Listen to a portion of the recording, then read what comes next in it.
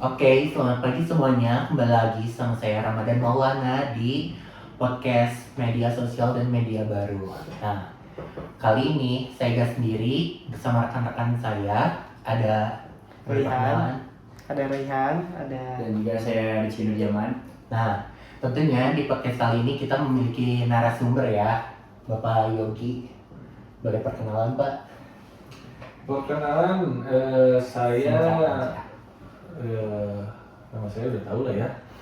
Nama saya Yogi Muhammad Yusuf. Saya dosen di Fisip Unpas di Prodi Ilmu Komunikasi, yang dimana saya praktisi dalam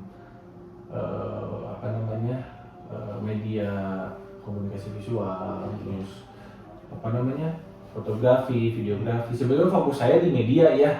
Fokus saya itu di media gitu. Jadi kalau misalnya materinya kalau nyambung dengan saya bisa saya jawab, tapi kalau tidak nyambung mungkin tidak bisa saya jawab ya.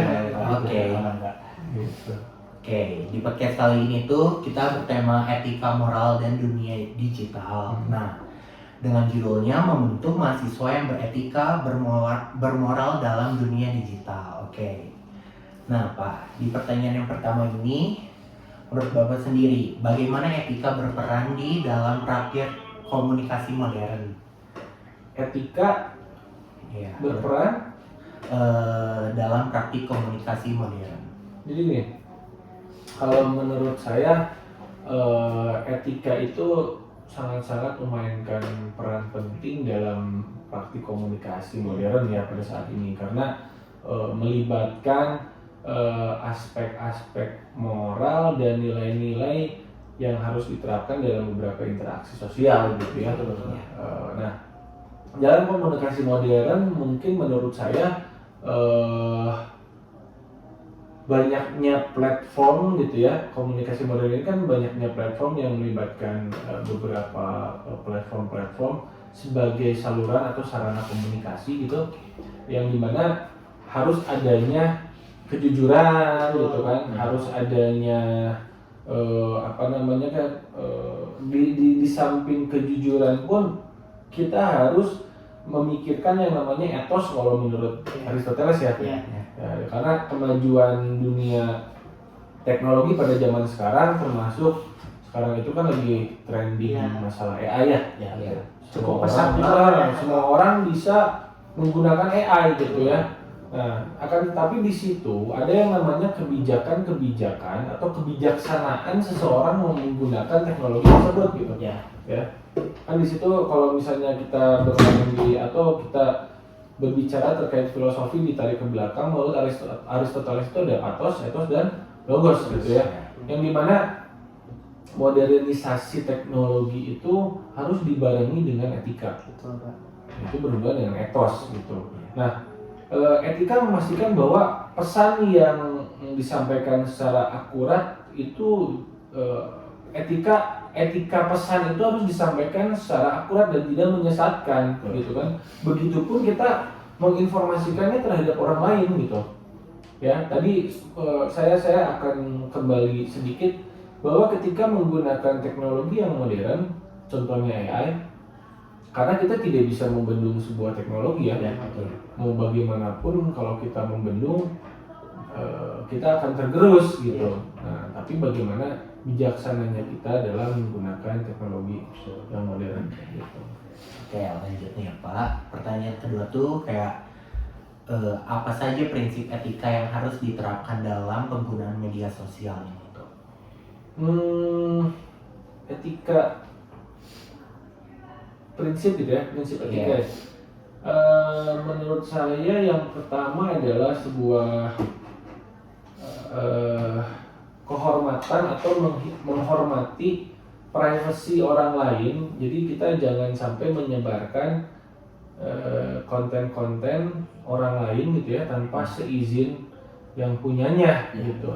Kalau misalnya kita ada foto teman kita yang kurang, dalam tanda kutip, kurang bagus secara moral gitu ya, Atau kurang pantas atau kurang pantas lah buat dipublish gitu ya, kita ngambil nyomot terus kita publikasikan. Itu yang pertama gitu. Jadi kita tidak boleh asal comot atau misalnya asal posting, asal viralkan tanpa seizin si yang punyanya. Akan tetapi kalau misalnya postingannya positif gitu ya, postingannya positif dan bermanfaat bagi halayak, ya itu nggak akan jadi masalah. Ya. Jadi yang pertama itu adalah kita harus mempunyai prinsip untuk menghargai dan menghormati privasi orang lain gitu. Nah yang kedua, kejujuran. Nah, maksudnya dari kejujuran tersebut apa? Misalnya contoh, hindari menyebarkan berita-berita palsu gitu ya, atau berita-berita hoax yang tidak Anda verifikasi gitu. Jadi berita-berita tersebut harus diverifikasi dulu sebelum kita menyebarkan. Kita verifikasi dulu benar atau tidak. Kalau dalam bahasa agama mah tabayun heula lah, ya saat menyebarkannya kudu tabayunan heula gitu. Kalau misalnya tidak tabayun atau tidak memverifikasi, berarti berita itu atau kita tidak jujur dalam menyebarkan informasi tersebut. Sama kayak seperti halnya kayak menyebarkan hoax. Nah, bisa gitu. Nah, mungkin yang ketiga tuh tadi ada kita harus berusaha untuk menghindari hal-hal yang konteksnya abu-abu lah ya. Masih ambigu Pak. Nah, misalnya contoh pelecehan gitu ya, atau pembulian gitu ya. Jangan menggunakan media sebagai sarana untuk menyakiti atau mengancam orang lain gitu ya. Jadi itu hal-hal yang harus diperhatikan gitu ya. Yang selanjutnya mungkin yang saya tahu itu atau yang persepsi ya, ini persepsi saya gitu ya. Kita harus berpikir dulu sebelum memposting sesuatu gitu. Tapi kan terkadang Pak suka ada yang yang penting cepat, yang penting viral gitu. Nah, itu kecenderungan orang-orang yang istilahnya gini, karena kalau saya sendiri posting di media sosial itu, kan saya menggunakan sosial media itu hanya platform Twitter, Instagram, Facebook ya. Kalau sekarang itu, kenapa saya tidak menggunakan TikTok? Karena dari awal saya tidak suka gitu ya dengan interface-nya gitu, dengan apanya. Padahal ya sekarang platform yang sedang menarik itu adalah atau yang sedang apa ya? Sedang hype banget. Itu adalah TikTok gitu ya. Semua informasi ada di situ gitu ya. Jadi kita harus mempertimbangkan dampak dari apa yang sudah kita posting atau apa yang akan kita posting. Dampaknya apa sih terhadap orang lain? Contoh misalnya ya, ini bukannya berbicara atau menyinggung masalah agama. Orang yang sedang berhijrah atau istilahnya hijrah itu kan dari buruk ke baik gitu ya. Dalam konteks sekarang itu lagi trennya itu seperti itu. Nah, biasanya ada sindrom ketika memposting sesuatu tuh, ketika kita mendapat ilmu, memposting sesuatu, ada postingan, kita repost, ya. Betul. Yang kesannya offense terhadap orang lain gitu. Betul. Ya kan? Tapi sebetulnya itu tidak jadi masalah juga. Nah, tapi kita harus mikirin nih. Kita sudah melakukan apa yang kita posting belum? Benar nggak? Misalnya, kamu jangan jangan minum homer misalnya.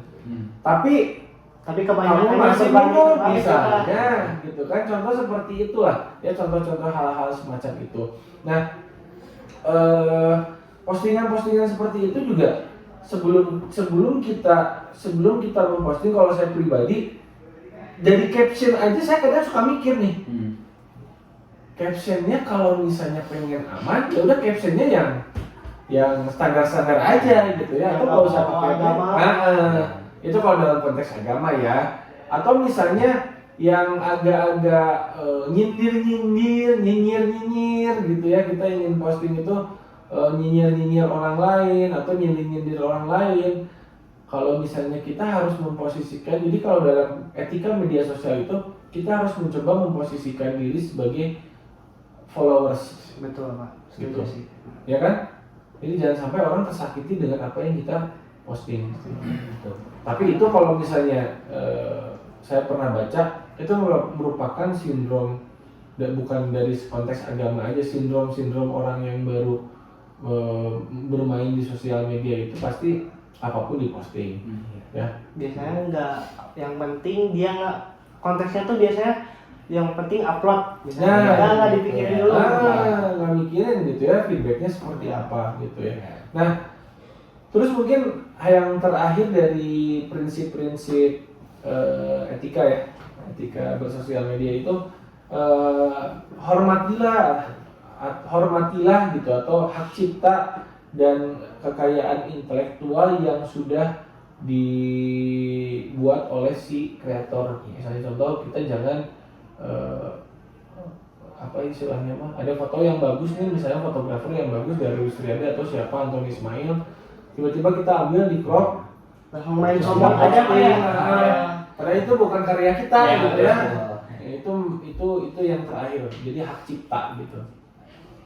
Oke lah, selanjutnya Bang. Oke, yaitu bagaimana pengaruh media massa, media sosial itu terhadap etika komunikasi.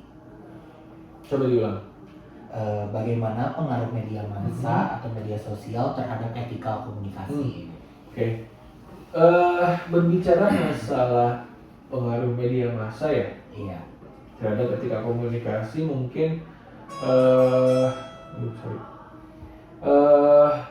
media massa memiliki pengaruh yang sangat-sangat besar menurut saya terhadap etika komunikasi, karena yang dinamakan platform atau media itu pasti ada yang namanya undang-undang ya kan.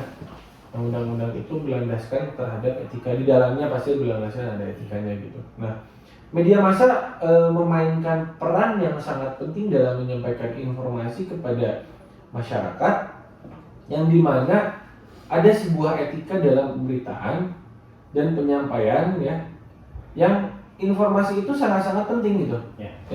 Nah, media massa juga mungkin harus berintegrasi dan etis memberikan informasi yang akurat, ya kan? Jadi berintegrasinya itu dengan siapa kira-kira kalau media massa, saya pengen nanya? Media massa Dengan halayak umum, dengan jurnalisnya misalnya, ya kan? Ataupun dengan siapa namanya? Kalau dari jurnalis ke biasanya kontributor lah ya. Nah, kontributor itu harus memikirkan etika dalam mengambil gambar atau dalam hal penyampaian pesan, dalam informasi gitu ya, yang dimana semua informasi yang diambil oleh kontributor itu harus seimbang gitu ya. Maksudnya harus seimbang itu, jangan sampai gini, sekarang kan banyaknya kejadian keberpihakan media terhadap parpol-parpol tertentu gitu, benar nggak? Karena di kita itu, menurut saya ini menjadi sebuah fenomena gitu ya. Orang-orang politik itu mempunyai media masing-masing, Iya, betul. ya kan? Si A punya si Ini apa? ada channel Si ini. B punya Metro TV, Iya. si C punya RCTI, misalnya gitu. Nah di situ sebetulnya harus ada keseimbangan berita gitu. Jangan sampai terlalu, ya boleh berpihak, itu mah hak ya, itu hak gitu. Boleh berpihak, cuman harus ada counter issue, harus ada penyeimbang antara informasi yang disampaikan secara real, mungkin secara fakta, dengan yang sebetulnya terjadi, sebetulnya yang diakomodir gitu oleh si yang punya media tersebut, misalnya gitu ya kan. Jadi dalam sebuah penyampaian informasi itu harus ada keseimbangan di situ ya. Harus ada, kan ada feature, ada news, ada apalagi kalau dalam ini ada apalagi entertain misalnya. Kalau dalam berita itu news, feature, dan saya lupa satu lagi apa. Itu maksudnya harus seimbang gitu ya. Jangan sampai ada ketidakseimbangan dalam penyampaian informasi gitu. Nah, maksud saya gini, namun di media massa yang tidak etis juga dapat menyebarkan berita-berita palsu juga banyak gitu ya. Pemanipulasian berita misalnya, atau pelanggaran privasi gitu ya, atau misalnya comot sana comot sini, karena gini jurnalis itu kan banyak berita nih, kadang-kadang kita ngambil dari, karena kita telat meliput, kita ngambil dari kamu misalnya, gitu ya, dari jurnalis media C gitu ya, akhirnya kita bikin narasinya sendiri yang pada akhirnya itu sangat-sangat kurang etis lah gitu ya. Nah, dari statement-statement tadi gitu ya, ini dapat merusak kepercayaan masyarakat kepada media. Dampaknya seperti itu. So sekarang gini, kalau saya jadinya apatis gitu ya, dengan berbagai macam pemberitaan, kebohongan media. Karena dari dulu zaman sekarang, media itu bisa menjadi alat perang loh. Betul. Negara-negara itu banyak perang gara-gara Media. Menjadi media propaganda gitu ya. Atau misalnya bisa mengadu domba sebuah negara dan dampaknya terjadilah peperangan gitu. Itu mungkin Kayak ini Pak. Apa sih Pak menurut Bapak dampak dari etika komunikasi yang buruk itu terhadap hubungan antar pribadi? hubungan antar pribadi. Maksudnya dampak etika komunikasi, Kalau dampak etika yang buruk, dampak etika yang buruk terhadap hubungan antar komunikasi antar pribadi. Antar pribadi itu Kayak individual. Ya, jadi gini, dampaknya ketika misalnya kita mempunyai etika yang buruk, otomatis orang itu kan secara naluriah pasti mempunyai perasaan, ya. Perasaan itu ada yang tidak peduli dengan orang lain, ada yang peduli dengan orang lain, atau ada yang betul-betul dia itu sensitif gitu. Maksudnya sensitivitas itu gini. Tadi saya baru ngebimbing anak bimbingan saya ya. Kenapa Anda tidak mempunyai sosial media? Karena Pak, ketika saya memposting sesuatu, misalnya contoh ya, ini kan interpersonal ya. Karena ketika saya memposting sesuatu, banyak yang ngomong, kok jadi gendut sih? Kok jadi begini sih? Kok jadi begini sih? Gitu. Jadi Ada orang yang bisa menerima, ya cuek aja loh, postingan sosial media gue gitu kan. Tapi ada juga orang yang jadi merasa tertekan, akhirnya jadi penyakit. Beli skincare, beli apa, harus ngurusin badan atau apa gitu. Jadi ada etika atau norma-norma ketika kita berinteraksi sosial dengan orang lain, itu juga harus dipikirkan gitu. kayak nggak semua harus diomongin Pak ya? Ya gitu. Yang pertama, tidak semua harus diomongin, ya. Ataupun misalnya kita mencoba untuk berpikir tidak peduli dengan orang lain gitu. Iya. Kadang kita juga nggak usah terlalu mikirin urusan orang lah, ngapain gitu. Itu merusak energi dan itu jadi toksik buat pikiran kita gitu. Yang kadang urusan kita aja belum kelar gitu Pak. Gitu. Maraknya SJW, social justice. Yang gitu-gitu kan, saya lihat di Twitter dulu mau baca Twitter tiap hari. Lama-lama apa sih gitu ya? Pada ngurusin hidup orang semua. Gitu. Jadi nggak penting juga jadinya. Iya Pak ya, kebetulan ada di pertanyaan terakhir nih. Nah, bagaimana sih Pak etika berperan dalam proses negosiasi atau penyelesaian suatu konflik, Pak? Etika berperan dalam proses negosiasi dan juga berperan aktif dalam penyelesaian suatu konflik. Oke, gini, balik lagi ke pemahaman saya. Saya pernah baca bukunya siapa ya. Jadi gini, dalam proses negosiasi dan penyelesaian konflik itu, etika itu berperan benar-benar penting tadi ya. Dalam hal apapun itu, etika itu benar-benar penting. Kalau di Al-Quran itu ada dulu sebelum ilmu, tau nggak? Ya, ada dulu sebelum. Ya. Atau kita punya etika dulu sebelum berilmu. Iya, betul. Gitu, benar nggak? Ya kan? Karena dulu orang tua kita ngajarin teh, kalau orang tua saya ya, kau ngomong kasar. Seorang tua itu, mau siapapun orang tuanya, kita harus suntangan, harus sopan. Ya. Nah sebetulnya itu tuh merupakan filosofis yang betul-betul bisa dikaitkan dengan berbagai macam aspek gitu. Ya.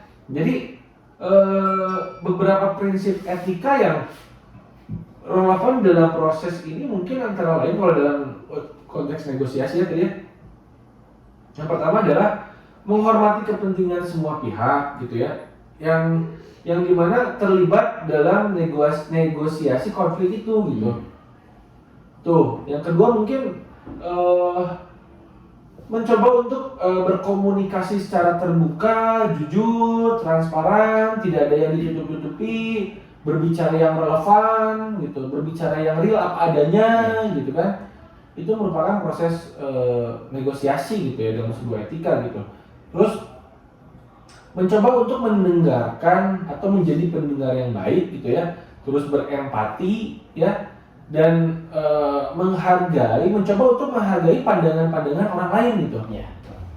Kadang kita tuh suka egois. Ya kan, so egois Bener nggak?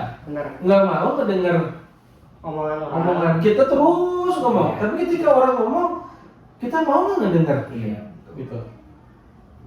Saya jarang menemukan orang-orang yang good listening gitu. Orang itu nggak banyak ngomong, tapi dia good listening. Ketika dia memberikan sarannya itu benar-benar dia pikirin dulu. Karena sesuai apa yang dia dengar, dia Betul. resapi, dan Jadi dia coba pertimbangkan. untuk menjadi good listening gitu ya. Menjadi orang yang listening, tolong bang ngomong lah gitu ya, ngomong lagi bah gitu ya. Ujung-ujungnya lagi balak. Gitu ya.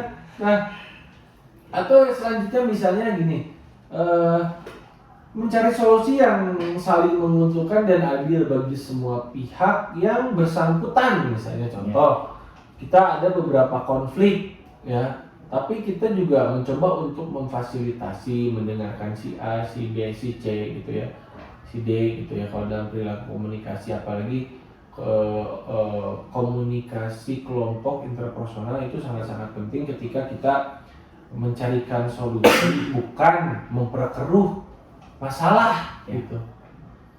Solusi yang dicari dan ngeus gitu ya. Tapi yang kedepannya kita mau seperti apa? Ya. Gitu ya. Sama Terus kesannya. ataupun misalnya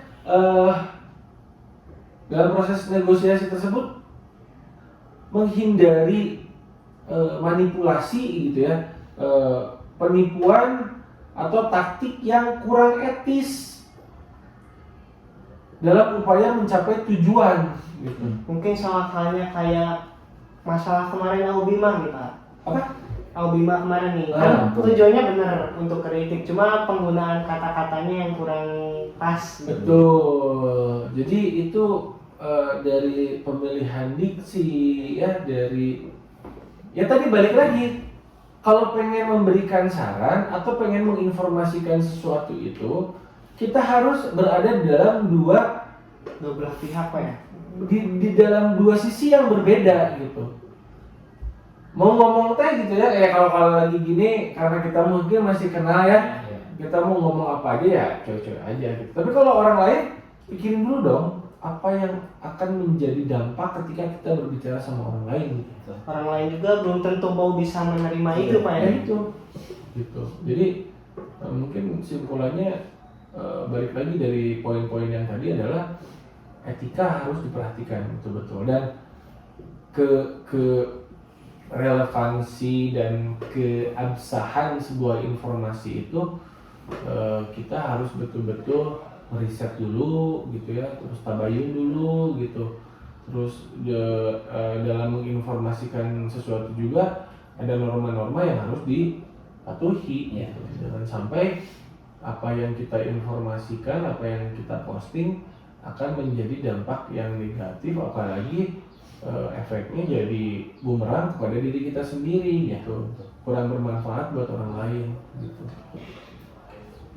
Ya, terima kasih ya Pak Yogi atas waktunya Terima kasih, Pak. ngobrol-ngobrol untuk podcast kali ini ya dengan kita. Dan ya, kita akhiri saja podcast etika moral dan dunia digital ini. Sekian dari kami.